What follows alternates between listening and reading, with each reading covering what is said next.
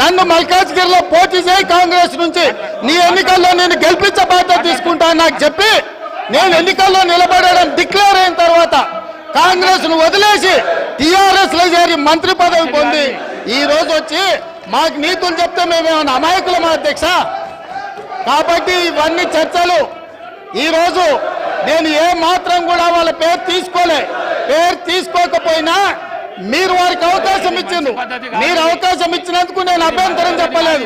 ఇంకేమైనా చర్చ ఉంటే ఇప్పుడు కొత్త గవర్నర్ గారు వస్తుండ్రు, ఎయిర్పోర్ట్కి వెళ్తున్న గవర్నర్ గారిని రిసీవ్ చేసుకోవడానికి మళ్ళీ వెనక్కి వచ్చి అన్ని వివరాలు నేను అన్నిటికీ సమాధానం చెప్తా. మా డిప్యూటీ చీఫ్ మినిస్టర్ గారు అప్పటి వరకు సభ నడుపుతారు. కొత్త గవర్నర్ గారిని రిసీవ్ చేసుకొని రాజ్భవన్ విడిచిపెట్టి మళ్ళీ సభలోకి వస్తా అధ్యక్ష. అందరికీ కలిపి సమాధానం చెప్తా అధ్యక్ష. ధన్యవాదాలు అధ్యక్ష.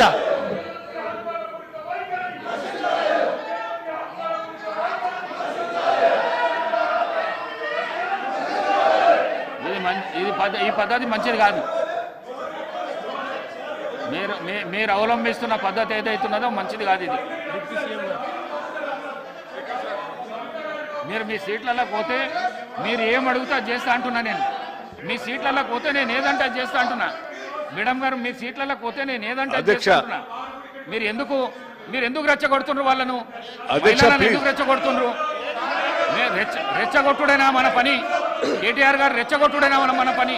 2 గంటల అవకాశం ఇచ్చినానండి మీకు. ప్రతిపక్షంగా 2 అవర్స్ అవకాశం ఇచ్చిన మీరు కూర్చోండి. మీ మాట వింటాను. కూర్చోండి. మీకు రెస్పెక్ట్ చేస్తున్నా, మీకు గౌరవం ఇస్తున్నా, మీకు గౌరవం ఇచ్చి చెప్తున్నా. కూర్చోండి.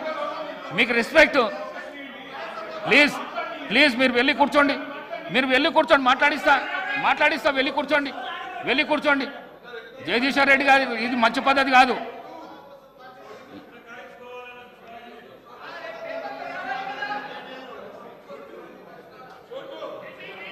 జగదీశ్వర్ రెడ్డి గారు కూర్చోండి మీ ప్లేస్లో.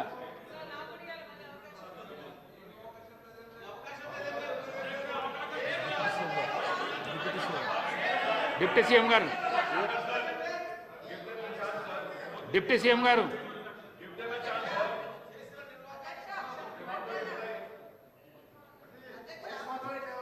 డిప్యూటీ సీఎం గారు మాట్లాడినాక మేడం గారు మీకు ఇష్టం మీరు కూర్చోండి. అధ్యక్ష 1 మినిట్ మాట్లాడతా. కూర్చోండి. ఓపిక లేకపోతే ఎట్లా అధ్యక్ష? 2 గంటలు మీరు 2 గంటలు సభని 2 అవర్స్ మీరు ఏం చెప్తే వినుకుంటా ఈ రకంగా నిన్నట్టు చూస్తాను అధ్యక్ష. కావాలని లేకున్నా కూర్చున్నారు. బుల్డోజ్ చేసి మీ ఇష్టం వచ్చినట్టు డిక్టేట్ చేస్తా అంటే అది కరెక్ట్ కాదు అధ్యక్ష.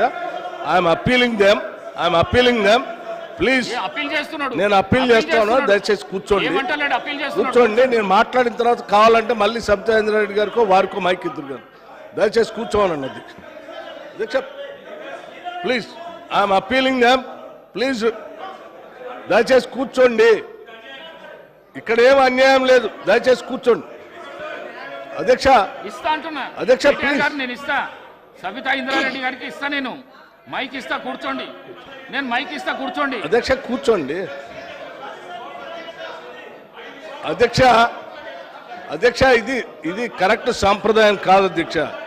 ఏదో రకంగా తొండిగా సభని మా ఇష్టం వచ్చినట్టు మేము అల్లరి చేస్తామంటే ఇది కరెక్ట్ కాదు అధ్యక్ష. దయచేసి నేను విజ్ఞప్తి చేస్తా ఉన్నాను.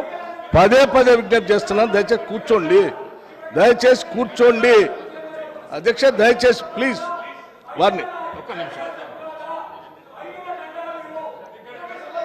ఒక్క నిమిషం అధ్యక్ష. దయచేసి కూర్చోండి. నేను మాట్లాడిన తర్వాత మళ్ళీ వారికి మైక్ ఇద్దరు కానీ సార్. దయచేసి మీరు కూర్చోండి. నేను మాట్లాడిన తర్వాత సార్ ప్లీజ్ 2 నిమిషం 1 నిమిషం కూర్చోండి. దయచేసి కూర్చోండి. దయచేసి కూర్చోండి